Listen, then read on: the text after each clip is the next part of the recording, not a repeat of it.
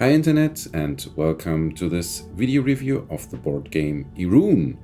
So why am I doing this video review? Erune is a board game that is still on Kickstarter during the production of this video, and there is almost nothing you can find about it in the big sea of the internet. They are just started to get some videos of it on YouTube due to the current Kickstarter, but nothing of that is, in my opinion, really satisfying to make a decision if you want to get into the game or not. So when you're now thinking, who is this guy and why is he doing a video, and does he even know what he's talking about? So I will just shortly tell you a little bit about me. When it comes to Erune, I have the lid of the box here, and this is actually how it looks. When it comes to Erune is a dungeon crawler. And my two favorite genres in board games are dungeon crawler and adventure board games, and mostly focused on fantasy stuff. The games that I personally like are, for example, Shadows of Brimstone is one of my favorite games of all time, of course, with the fan-made hex-crawling expansion. Folklore the Affliction, Dungeon Degenerates, fantastic game. Darklight Memento Mori, like more old school dungeon crawler are the things that I like and I play by my heart, and I played them for many years. And also another game that just recently came out or arrived that I'm currently playing with my group, League of Dungeoneers. I have the rulebook next to me because I'm in the midst of playing this with my group. So what started to get me interested in Erune, and it's normally, like most people might think of stuff like, oh, fantastic miniatures, great art, great mechanics, stuff like that. But for me, the main thing that always starts to get me interested into a board game, and especially into a dungeon crawler or adventure board game, is actually very simple. It's this stuff. This is actually from Erune. Character sheets that you have to fill out by yourself. I'm more a board gamer than an RPG player, so I prefer the mechanics from an pen and paper RPG in my board games. So yeah, I love to my heart character sheets where you can fill out stuff, where you can progress your character, level him up, get him new skills, new abilities, weapons, armor, all that kind of stuff. I love it. So this was the thing that started to get me interested, but I never really found footage about the game, like proper footage. And as I already mentioned, there is now some videos of it, but none of them are, at least I think so, reviewing the game in a critical fashion, like analyzing the game, what is good, what is not good. And also a lot of the videos that I saw, then they're not really showing some of the problems that the game might have. Spoiler alert. Yeah, so that's why I was deciding to do this video. Where do I see Erune in the whole wide genre of dungeon crawlers? I think it's an old school dungeon crawler, very anachronistic, comparable to let's say, when you know your stuff, Hero Quest to Advanced Hero Quest, and Erune is like Advanced Hero Quest.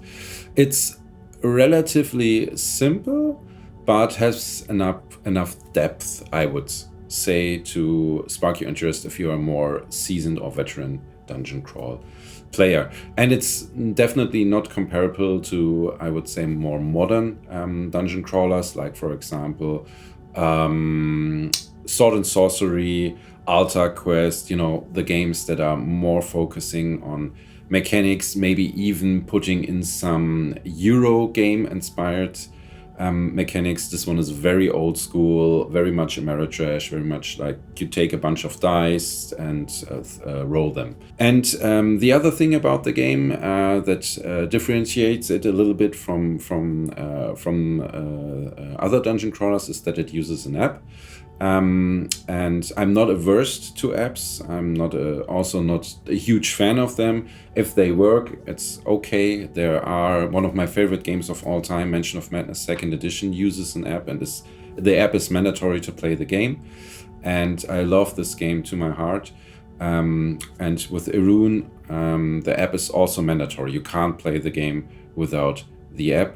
It's not like, for example, the new version of Hero Quest, where the app is actually optional. I'm now switching the camera over to the table so that you can see a little bit of the game, the components, and I will show you how everything works. And I will also show you the app. So we see you. Stay a while and listen. First, I will show you again the box and the box art. Erune is actually a game created by Arkada Studio. That's a French company as far as I know. And it was released, I think, somewhere around last year. It was a Kickstarter that fulfilled last year, I believe. And now they're currently having a new Kickstarter. And as you can already see, I'm reviewing the Adventure Edition. There were two editions of this game. The Adventure Edition is the smaller one. It doesn't have the 3D furniture inside. There's less enemies, and I think there are also a lot less skills or abilities that the heroes can learn. I think in the Heroic Edition, I think it's called, they can actually learn like heroic abilities and have different paths that they can take. And yeah, so I would highly advise, if you are able to get the Heroic Edition, if you're interested in this game, get the Heroic Edition. And if you're a backer of the new game, there are no smaller editions now. You only get the full version with everything, basically. The game has some distinct art. I actually like the cover. It's a little bit different. And these look like 3D, basically the 3D models that they just put it in. And I think it's okay. I like it. And also the characters, they're very basic fantasy traditional stuff, but I think it looks cool. So the game is, as you can see here, the game is for 1 to 5 players. The 5th player always has to be the Master of Shadows, which is basically the game master or the player of the evil side, like the Zargon player in Hero Quest. And but you can also play the game in a solo or co-op mode. But when you play it solo, it's highly advised to play at least with 2 characters, not really in pure lone wolf mode, because then the scaling or the difficulty is a little bit off. You can do it, but I would advise you to take at least 2 heroes into the dungeon, which is okay, I would say, because the heroes aren't that complex. And yeah, it says on the box, which is always, especially when it comes to dungeon crawlers, a little bit of a stretch, I would say. The game time, here it says 30 minutes per player. I would say this is one of the games where it's close to it. I generally had the experience of one dungeon took me about 90 minutes to 2 hours, I would say. So it's still off, but not as far off. So this was the box. Now we take a look a little bit at the components that you get with the game. First things first, of course, you get the rulebook. I have that here. That's the rulebook. The rulebook is okay. Most of the rules are quite easy to understand. Also the app, when you start your first game, you can choose a tutorial where it shows you most of the mechanics. And here you can actually see how there are different game modes that you can choose. Master of Shadows is the 1 versus many play style, where one player chooses the Master of Shadows and the rest of the players are the heroes. Solo co-op is the mode that I actually played. Master of Shadows I haven't played, and Arena I also haven't played. Solo co-op is only for 4 players max, because there is no Master of Shadows and you only have 4 heroes available. The art here, you can actually see there's a little bit art, but the rest of the book, there's no really a lot of art. I mean, it's nicely color coded, I like that, but yeah, the book is mostly just examples of play and showing you the game material, but no old school black and white cool, I don't know, sword and sorcery artwork or something like that. It's, in my opinion, relatively easy written, but you have to take in consideration that I'm playing dungeon crawlers for many, many years now. So most of the rules were like, I was glancing over it and already understanding how the stuff works. I had some problems with some rules. I still have. For example, the spell system, especially the system of how you get new spells, is a little bit weird. I think now I understood it, but yeah, I'm not 100% sure. And also the XP system is also a little bit weird. I thought I understood it, but yeah, maybe it's the app. The rulebook is okay-ish written, I would say. You can get through it in like an hour or 1.5 hours and then start playing. There's an extra part here for the solo co-op mode. Here you have actually the artificial intelligence that is handling the enemies. It's very simple, but doable, I would say, or usable. Let's say it this way. Like you have here, how you have when you have melee or ranged enemies, how they behave, and like first priority, second priority, third priority, how they move, and the apps sometimes breaks that up a little bit. Here we have some examples of play, and here in the back of the book we have the merchants. There's an in-between dungeons phase, like a settlement phase, where you can go to merchants and buy specific stuff. I really enjoy when you're not only just running around doing one dungeon after another, but also have some stuff to do in between. And you can see it's like a quite interesting selection of weapons, armor, magic weapons. They even have black powder weapons. Here after that we have some normal items like artifacts, substances that your characters can take, equipment like boots that boost your movement, or that you can carry more money, or that you can carry more potions or runes, that kind of stuff. And here you can actually buy specific potions and specific runes. You have a small overview of the symbols, and in the back the rules reminder. As you can see, the rules reminder is doesn't look that intimidating, I would say, and they are easy to explain to other players, the components of the game. So first thing first, let's have a look at the miniatures. Nowadays, many people like me prefer actually standees and paper or cardboard standees, because they use up much less space in your collection. And when you collect a lot of old school dungeon crawler games, already the stuff, even the stuff without the miniatures, takes up a lot of space. I really like the quality of the miniatures. I think the detail is cool. The poses are on most miniatures cool, and yeah, I also like the coloring. That makes them really pop from the game board, and you can easily see what miniature is belonging to, I don't know, the heroes, or which kind of enemy type it is. I really enjoy it. So this is like a ranger type character. We have here the wizard in a cool pose. We have here, that's the dwarf, also very cool miniature, very nice pose. And here, that's the warrior. Also, she has a very cool pose and very nice miniature. Here we have some enemies, like this one here is a gargoyle. I always find it a little bit difficult with the facing, because in this game facing actually matters. So you always have to think about, okay, where my character is looking. And with the gargoyle, it was always like, okay, where is actually his head?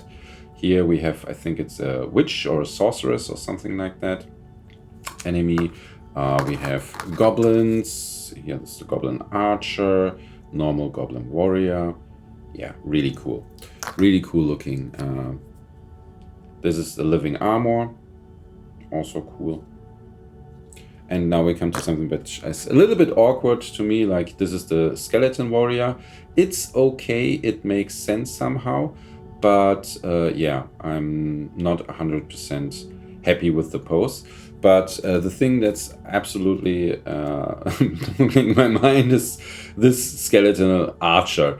And you might say now, yeah, but it's bended, so you actually broke your skeletal archer. No, those archers actually, they come in this way in a tray, and all of them look like this, and it's just weird for me. I don't know. I mean, yeah, even if it's just a shambling skeleton, it shouldn't be looking like this or shooting like this. What else do we have? We have, for example, the tokens. I really like the artwork on the tokens. They are very good quality. You can see here they're sturdy. This is health points. You have stamina, also very nice with those lightnings. We have mana tokens for your mana when you cast spells. We have traps. These are the enemy traps here, and on the other side these are pits that could harm your heroes. Here we have the opposite side. These are traps and pits that your heroes can produce that will harm the monsters. We have furniture. As I only have the Adventure Edition, I only have 2D furniture, two-sided. The artwork is the same, but you have this goldish yellow color around it. I used it in a way, means I haven't interacted with that, and then I flip it over, that means I have interacted with that. Now, that's a table. We have, for example, here a chest, a treasure chest. We have a barrel here, yeah, and we have a wardrobe. And the funny thing is you can also throw the wardrobe over and crush your enemies underneath. What else we have here? That's the campfire. You can put up a campfire during your quest, during your dungeon delve, to rest, to get healed, to level up. Here, this is a source of shadows. Yeah, exactly. A source of shadow that will sometimes spawn in a dungeon that you have to destroy. The tiles that you are using come in different sizes. There are actually 3 different sizes. These are like the corridor tiles. This is a big room.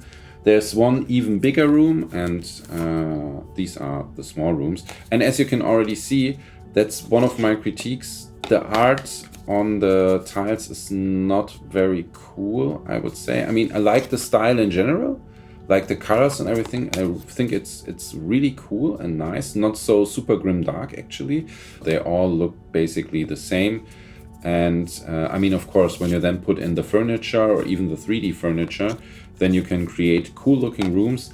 But in general, I think the artwork is, when you have only all the tiles basically have the same pattern, have the same colorization, I think it starts to look a little bit boring. Here, when I hold it in the camera, you can mostly see the spaces that you can move around.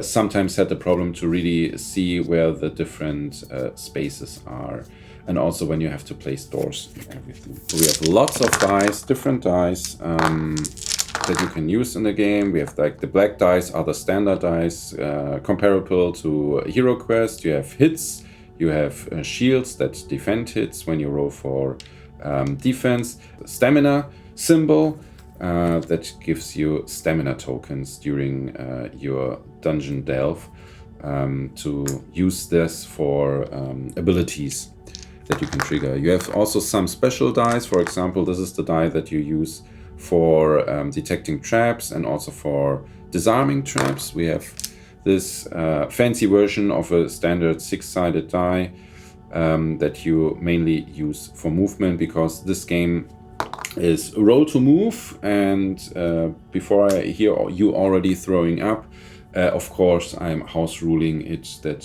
we don't use roll to move. You have like other colors that represent, for example, the brown die is the best die that you can have when you attack, because it has it does 3 wounds, for example. It has 2 wounds on it. You can get like 2 stamina. The yellow die is better than the black. I think the maximum here is 2 skulls, yeah, that you can get. And the blue dice are more for magic stuff, wizard stuff. You get also a lot of hit symbols with them, but also you get one defense symbol, I believe, and a lot of stamina symbols. And so you build your dice pool when you attack or when you defend, and then just compare the dice to the defense dice, for example, for the enemy, if you hit or not. One thing that is also in the game, you have these cool looking things. These are stuff that you can interact with, like for example, you can find a table that has some story relevance in the game. So you just put this thing on the table, and then your hero can go there and interact with the table and get some specific story moment or advance the quest in some kind of way, or the story or the progression in the dungeon. And these ones here, these are for NPCs. You will also find NPCs in some dungeons that you can interact. Sometimes you have to protect them, sometimes you only have to talk to them. And what else do we have? This is actually used by when you play with the Game Master. Unfortunately, I will come to that later. I had to look up some stuff here too during my co-op or solo play, which is unfortunate because it spoils the dungeon. I'm going to flip through very quickly so you don't get spoilers. Character sheet. It's a little bit glowy because I laminated my stuff, so I can use dry erase markers or wet erase markers. This is my warrior currently. You can see character type, experience points, level, weapon rank, the maximum HP, stamina, mana, all that kind of stuff. The weapon that I'm currently carrying, the armor that I'm wearing. I actually wrote down the dice that all the stuff gives me in combat, because you don't have cards for your items that you can reference. You have to basically write everything down so that you know what you have to roll. For example, when you attack somebody with the mace, a lot of the stuff is not in the rules or in the rule book, so you can't reference that. You would have to reference the app, which takes quite a lot of time. And yeah, here in the back, my mastered skills. That's like character sheet. What else do we have? We have an overview of the heroes. Like, you get these when you start playing. This is the warrior. They have some already pre-assigned abilities that you can use. They quite differ, I would say. That's really nice. That's the wizard, the archer, and the guardian. Exactly. And when you play, actually there are two magic classes. Obviously the wizard, and the other one is the archer that can use magic spells. The spells that you can use, you always get like one tableau with 3 spells on it. Here we have like tier 1 fire, and this is fireball. We get deflagration, this is fulgurance of fire. This is like tier 2 fire. You get, turn that over. You get earth spells. What else do we have? Water spells, wind spells. So all these elemental spells are for the wizard, and that goes up to tier 3 actually. And obviously they get a lot stronger. And here are the spells called Telluromancy. I hope I spoke that correctly. These are used by the archer, and it's like they have special combat stuff. Here, as you can see, like immobilization with like vines and everything. That feels a little bit like a druid. Yeah, and you get these, or when you level up, you get more of them, and downwards you see the mana cost that you have to pay. And you have to put like the mana that you paid for the spell on the spell, because normally you can only use every spell once per adventure. There is an ability that you can learn later in the game where you can use the spells twice per adventure, but in standard mode only once. So you have to choose wisely and get also, pro tip, a good weapon to the mage or to the wizard, so that she can fight properly even without the use of spells, because you want to, a lot of the spells are very powerful, but you want to save them for like the big enemies, the strong enemies, and not waste them. Right. And talking about the enemies, here are the cards for the enemies. We have red, skeleton archer, living armor, skeleton, goblins, orcs, gargoyles, sorceress, and a banshee. And this is actually everything you get, at least in my edition. Hopefully they, in the bigger edition, I don't know, maybe there are only more miniatures of the same type, or they have additional enemies. Yeah, but that's one thing I want to see in the future, that they have more different types of enemies. You can see here, like the XP, when you kill a red, you get 1 experience points. That's the life points, so 1. The movement, this marking here means it can move diagonally. Here you have like the attack, it rolls 1 attack die and it has no defense in comparison to, let's say, the living armor. You see 8 XP if you kill one, very slow, only 4 squares, also has 1 HP. And here we come to a little bit of a problem that I would say. I think maybe it would be better to give them more HP and less defense, because when you encounter the living armor the first time, if you didn't play your hero properly, it's really hard to wound them with because they defend with 5 black dice and they get 1 auto defense. And yeah, it was quite tough. Is there actually anything inside that has more? Ah, yeah, the Banshee has 3, but everything else has 1 HP and only sometimes ridiculously high defense. And here it's also part of it. You have like the Pact with the Shadows. You can do a Pact with the Shadows, for example, when your character dies. You can get resources when you're low on, for example, your health or your mana. Purification, you can get rid of curses. Yeah, but it also has some negative consequences because you're making a pact with the shadows. Do I have anything else? Ah, of course, yeah. The skills for every single hero come in these boxes.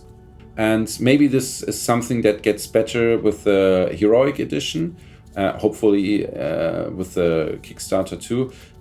Most of the stuff that you get here is the same for almost every other hero that you play. There's not much of special abilities or skills that make a big difference to the other characters. There are some, but not enough, I would say. Like every single one has like opportunity attack, chained attack, group attack, all that kind of stuff. My warrior currently uses riposte, with I believe is one of the most powerful things in the game currently. Adrenaline, lightning attack, robustness, and you can see robustness is a more advanced skill. And here down at the bottom of the card it says the symbol plus adrenaline. That means you can take this when you already learned adrenaline, which I did, which is nice that you have like a progression, and you also have to plan a little bit ahead what kind of skills you want to use and what kind of abilities you want to use. But besides that, like a lot of the stuff is samey, which is a little bit unfortunate, because I was thinking like, okay, why does the wizard needs chained attack or attack of opportunity or stuff like this? I would be more interested to have like skills more unique to the different classes and also the different heroes. When I'm being attacked, I can spend 1 stamina and then replace all my stamina symbols that I rolled on my defense roll with shield, so I can really high roll a high defense value. I'm still working to that. I already have chained attack, I believe, but I still need robustness. Or was it the other way around? I don't know. The rest of the game, like when you're moving around in a dungeon, it's very standard stuff. Let me just build something fast here. Like this. And let's use doors. Obviously, these aren't the doors from the game. These aren't the doors from League of Dungeoneers. But yeah, let's say my warrior would have opened this door. I would tell the app, the warrior opens the whatever door, whatever the app says. Then I would walk in, and maybe when I revealed the room, there was a skeleton spawned here. I would have then walked over to the skeleton and fight with it, like rolling the black and the brown dice. I rolled 2 hits, and then the skeleton would defend with one black die and one auto defense. So yeah, it doesn't, it defends one of my hits, but the other one goes through because it didn't roll a shield. So as the skeleton warrior only has 1 HP, it would die and I would get the experience points. Experience normally are not shared between the group. I started to play like a shared system because I don't like if some characters go ahead really far from the rest. And for example, the warrior in this game is like a character that can really jump ahead of the whole group after a short amount of time. When you finished cleaning up the room, like killing everything, now you can go, for example, to the table and interact with the table. Then you would have to tell the app that you want to interact with the table, or the app gives you a specific sentence that you need to say. And then you would just go continue and say that you open this door to the app, and then the app would reveal, I don't know, this corridor and additional stuff, enemies. And that's the way how you play through your dungeon. In between quests, you can actually go to the merchants. I already showed you that. Unfortunately, there's no traveling or something like that. But in general, you can do some stuff in between, like buying and selling stuff that you found. Here I will give you a short view on the general flow of play. The first phase is always the Spirit of Erune phase. This is where the app does stuff and tells you stuff. Then the Master of Shadow comes. The Master of Shadows moves all the enemies and then attacks with all the enemies. And then your phase starts, the adventure phase. And you have like specific, it's not very creative, obviously, but I mean, of course, it's a more traditional old school dungeon crawler. Like you have 2 action points basically, and combat action takes 1 action point, detecting traps, searching and everything, and you can only do every action once. So again, it's like, okay, I move, I hit, or I hit and I move, and that's it. Unfortunately, this is also something that I'm house ruling in most of those games. If I've not moved or anything, I would just attack twice and also let the enemy attack twice if it hasn't moved, because that speeds up the game a little bit and the combat a little bit. You also have a lot of free actions, like triggering a rune event. It's like basically interacting with, in this case, the table. You can drink potions, use runes, take substances, disarm traps, and make a pact with the shadows. That's the general flow of play. You play the game in a kind of a campaign mode. The story is so uninteresting or so generic that because I don't really know what is actually happening in the game, my brain was like, okay, standard fantasy stuff, like there's an evil in the world and we have to cleanse it basically as the heroes. But it didn't feel like very connected to each other. It's not creating a good story, I would say. And also, when you play the campaign or when you play the different quests, you can basically choose any quest that you want. So you can actually start with the last quest and then play something out of the middle, then play the first quest.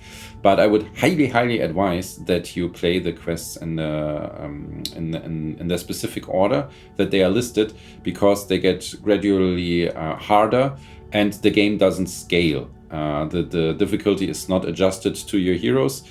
So that was all the components. I will now take a brief look at the app.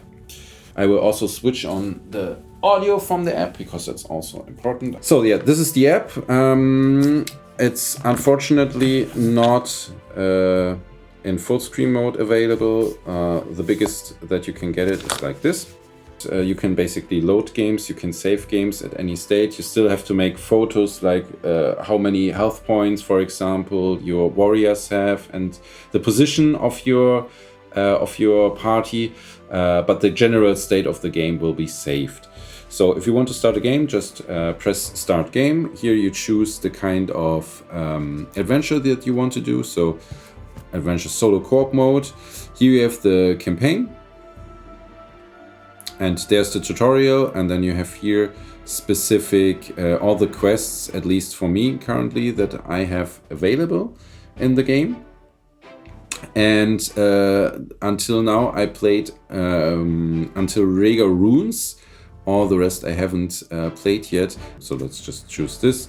You tell the app what kind of hero are you are playing or participating. Let's say this one here is level 3, and then we have the wizard, that's level 3. And you would think that the app now scales or adjusts the stuff with the kind of difficulty that fits your heroes, but it's not doing that. Everything is pre-prepared, basically. You get a small video with like an introduction. But again, like I don't get the feeling that there's any big connection or big story told. The quest, the Crypt of Yeah, Erune now you hear the starts. first problem that I have. Turn 1 starts. Master of Shadows. Your objective is to kill or injure each adventurer. Your sources of shadows have 1 health points per adventurer present. The Master of Shadows turn begins. Skills mastered by monsters this game are Backstab, Lightning Attack and Riposte. Put the Master of Shadows skills cards on the table. Monsters will use them as soon as possible during the quest. So now you see when the game starts, this is like how you build the first dungeon tile. This is your entry tile. You see here there's a door, there's a barrel. Here is the sentence that you need to say when you want to, for example, open the door to the app. Here, your adventurer opens the crypt, and you have to replace your adventurer with your hero. Like when my warrior would open the door, I would have to say, the warrior opens the crypt door. And now it analyzes my voice. This is the monk's mead supply. Oh, great! You And now we already of mead and an ounce of whiskey. and now we already have like the problem, or the problem now starts. But before we get to that, let's have a brief look at the rest. It says like what turn you have. It gives you some general information, what the Master of Shadows, so the app needs to do to win the game. Here the app always tells you like the skills that the monsters start in the game. Like there's a specific skill deck for the Master of Shadows. Most of the stuff is the same like your hero skills. And for example here, the Master of Shadow skill cards are Backstab, Lightning Attack, and Riposte. So you have them on the game table so that you remember what kind of skills all the enemies have. And then you go basically through app and start the first turn. Obviously, when you when there are no enemies on the game board, then you don't have to do a Master of Shadows turn when you play solo core, because there's nothing that you have to move or attack or anything. Yeah, and then you just walk through the dungeon, roll your die, interact with stuff. If I want to interact with the barrel, I would say the warrior interact. No, sorry, that was wrong.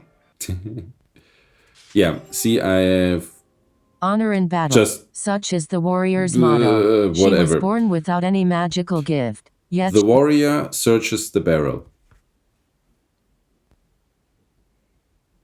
Yeah, the warrior searches the barrel. Good. On the barrel, you pick up 2 ancient gold coins. So that's the thing. The app sometimes recognizes stuff, sometimes recognizes stuff wrong and whatever. Sometimes it still works, sometimes not. Here, if we just open the barrel, we would get 2 gold coins. Here, now we have my big first problem with the game, where the game actually falls apart. I wanted to say the warrior opens the cricket store. And I mean, okay, of course, my English is not perfect, but I definitely didn't say that. And now it's giving me some random stuff, even maybe spoiling me or whatever. There is the option when you have when the app doesn't understand you correctly, that you can actually type in stuff. Yeah, you can type in sentences, but as you already realized, it takes a lot of time. Like it would be much easier if I would just touch the door, and then maybe there's a small context menu where you can say, okay, the warrior opens it, or the wizard opens it, or the dwarf, the guardian, or whatever. But now you have to actually tell the app, which sometimes works, sometimes doesn't work. If it's not working, you're trying it 3, 4, 5 times, and it takes a lot of time, unfortunately. The same thing happens to, for example, when you interact with stuff. And this can actually cause some serious problems, or at least I experienced some serious problems. with the app because, for example, I wanted to open a specific room and I phrased the sentence correctly. It was not recognizing the sentence. Then I typed in the sentence, still no reaction to it. And then I was, so I couldn't open the room. So I had to spoil myself and open the quest book and just check out how the whole dungeon looks, and to know which room to put next and which kind of enemies to put there. Then I was interacting with some kind of object, like I think it was like the laboratory chest or something like that, and suddenly it didn't open me the laboratory chest, but suddenly it was showing me the room. So yeah, very, very weird. Unfortunately, very immersion breaking, besides the artificial voice that you hear, that is also, in my opinion, very immersion breaking in the whole thing. You can also see like items and events. Items, if you find something specific and you don't want to write everything on it on your character sheet, you can ask the app like, what does the, I don't know, sword do, and then it will show you the stats and everything. That works sometimes. That also doesn't work every single time, because I already found some unique items that I had to bring up via the app every time I want to use them, and unfortunately that didn't work or not work properly, or I had to type in, and again, like, this slows down the game flow. You can also ask rule questions or ask for rules. I haven't tried that yet because for me most of the rules are relatively clear. And you can also do character management about in the app, not in while you are in the quest, but for example, all your other players can install the app on their smartphones or whatever, and then they can handle their characters, not during the game, but at least before and after the game. They can like do their leveling up, write down what kind of equipment they have, what kind of armor they found, what skills they choose, and all that kind of stuff. Before I get to the rest of the problems, I want to say I like the music in the game mostly. I have a background in music. I like most of the sound design. There is some tracks that, in my opinion, are a little bit too cheerful if you're crawling through a dark dungeon and slaying monsters. But some of the rest of, or most of the rest of the tracks are really fitting, and they're a nice background ambience. Obviously, if you play the game enough and long enough, maybe you will get annoyed by the music, but you can turn it off. There's also professional voice actors, actually. When you find like specific NPCs or you trigger specific story events, then you will get some lines of texts by professional voice actors. These are relatively good. They really try to do their best to bring stuff over to you, which is, again, there the immersion works. But yeah, unfortunately, every single time, which is most of the time, when the app starts talking itself, it really breaks you out of the whole thing. And also something that is also, I've almost forgot, that was driving me crazy. Turn 2 starts. Oh my God. The wizard recognizes the scent of a rare substance that she loves. She puts her hand on an ounce of Wistek. Adventurers, you notice that your shadows are stretching more and more as it's pulling you toward the darkness. Their shapes are unrecognizable and they fill in the room you are in. You can no longer see a thing. Adventurer, you cannot perform a ranged attack until the end of your next phase. If you own a torch, ignore these effects. Adventurers, you're lucky. No trap has been found. The Master of Shadows' turn begins. The monsters are gathering. This turn, they gain a yellow die on their attack roll. And now you see, like, first you get, sometimes you get very short stuff. Now you get a full information dump on all the different stuff that is happening. This is basically like the random events that you have in other dungeon crawlers, where you normally like draw cards and stuff happens to you. The gimmick of the app, or the idea behind the app, as far as I understood, was like, okay, you can basically have infinite amounts of events, because they can constantly patch in events or patch in new items and everything. But as far as I played, there aren't so many events. They start to loop quite fast, and I don't know, I can't hear it anymore when my wizard again is hit by a rock that's falling from the roof, or I don't know how many fairies I already encountered in a dungeon. The fun thing, obviously, there's a nod to Diablo. You will find a treasure goblin sometimes that will, when you kill it, you will get a lot of gold. Yeah, but in general, I think, like, I don't have the feeling that there are so many different events as they said on their website, and also like the items and weapons. I haven't found something random. I replayed some of the scenarios already to check them out if something is different. I think maybe a potion or so might be different, but yeah, most of the stuff like weapons, armor and everything is basically predetermined. So also there's no real randomization as far as I have experienced it. And here you can also see, like, here the Master of Shadows gets like some additional stuff, like the enemies are now doing an extra yellow die damage when they attack you.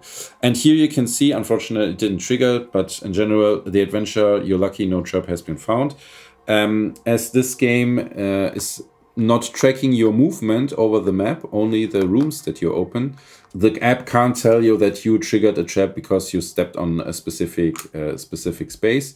The solution that they had for the whole thing was that every time when you start a new round, you have to spawn traps around your heroes. You can negate that or lower the amount of traps that will be spawned by searching for traps, and then the likeliness of traps that will be spawned gets lower. But it's a very, very weird system. For me, it's also very immersion breaking, because suddenly you're standing there and there are just like 2 traps spawned out of thin air around your hero. So that's why I touched it. And then also the other thing why I'm not playing with it anymore, when you later in the game, when you fight against stronger enemies like this living armor, and you're not killing them on the first turn or second turn or third turn even, and you're exchanging blows with the enemy, then it might start happen that every single turn the app says warrior spawn place 2 traps next to you or adjacent to you. And then at some point you're completely surrounded, and I had it, and it was the room like this, and I was fighting actually a living armor. There were 3 or 4 combat rounds, and and in the end, like, the whole room was just filled up with traps, and I thought, like, okay, this is really stupid. So yeah, that's why I stopped using it. I only use traps when revealing a room already shows that there are specific traps. Most of the time they are used in corridors, and then they are placed in a way like this, that you can't get past them, that you have to basically disarm them or run through them and get damage or some kind of negative effect. Yeah, so that was a quick look. Unfortunately, as I see, it was not that quick. And now we come to the conclusion. So let's talk about my final thoughts on Erune. Erune is, for me, a very, very, very, very big disappointment, but not a big disappointment in a way that the game is just trash and I would instantly throw it out of the window. No, because the game has actually a lot of cool stuff in it. There's a lot of stuff happening that I really like, that I enjoy, but the big problem is the app, unfortunately. I mean, of course, I already said, like, there are some problems in the rules, or at least I had some problems understanding some stuff. Most Kickstarter games that come out, or most bigger games that come out, have those problems. They are solvable. You can still play the game. It's not broken, but have that in mind, that there might be some weird, some problems with the rules in the rule book. The mission scaling is a little bit off. Like, you have to play it like it is listed, basically one mission after the next. In the order they are shown, or else you might get crushed by the enemies. It's not really adapting to, like, your characters, even if it uses an app, and I would say that would be one of the things that I would think of that the app would be cool for, that it adjusts the quests that you are doing accordingly to the power level, basically, of your heroes. The next thing, the app is mandatory. There's no offline mode. This is the biggest thing that actually made the biggest impact on on my thoughts on this game, because a few days ago I wanted to finish the last quest that I played, and I just couldn't finish playing because I believe the servers were down. So this is not like Mansion of Madness or Hero Quest, where you basically get the app and the app is installed and then you can use it. No, you need to have an internet connection, and also you need to have a connection to the servers over at Arkada Studio, wherever they have their servers, to actually play the game. Because I had the problem, I couldn't log in. I tried it on the phone, I tried it on the tablet, nothing worked, so I couldn't play the game, which is a shame, especially when it comes to a board game. I mean, with video games, we're often already used to it, that the servers are down, so you can't play the game. But with a board game, for me, it's still something different. I paid like, I don't know, 70, 80, 90, 100 euros for a game, and then I can't play it because the servers are not available. And that's also not a good sign for future. Like whenever Arkada Studios shuts down the servers or whatever, you won't be able to play the game, because they're, again, most of the stuff or a lot of the stuff that you need to play the game aren't available as physical components. You have to use the app. That's also like when you take in consideration, like you have friends over and say, oh yeah, let's play this new game that you have, or let's play Erune. It was quite funny, and you just pull out the game and then you can't play it because you realize, oh, okay, the servers are offline. I can't play the game, or we can't play the game. Yeah, the random stuff, one of the things they advertised, why they use an app, like randomization and everything, I didn't get the feeling that there is actually randomization. Like I stumbled over the same dungeon events many times already. So that I really was realizing, okay, now it starts to really loop or repeat itself. In general, I would say the game would be great because it has easy mechanics. It's so cool. It has easy mechanics, yet the game is deep enough that I enjoy it. Normally, like something like Hero Quest or games like that, I think they are fun for, I don't know, one dungeon or so to play with some friends who aren't into dungeon crawling. But this one here it's easy enough to explain and play with people who aren't veterans, but it has enough depth and mechanics and the leveling up system, different weapons, spells and everything, that even a veteran like me is interested in the game.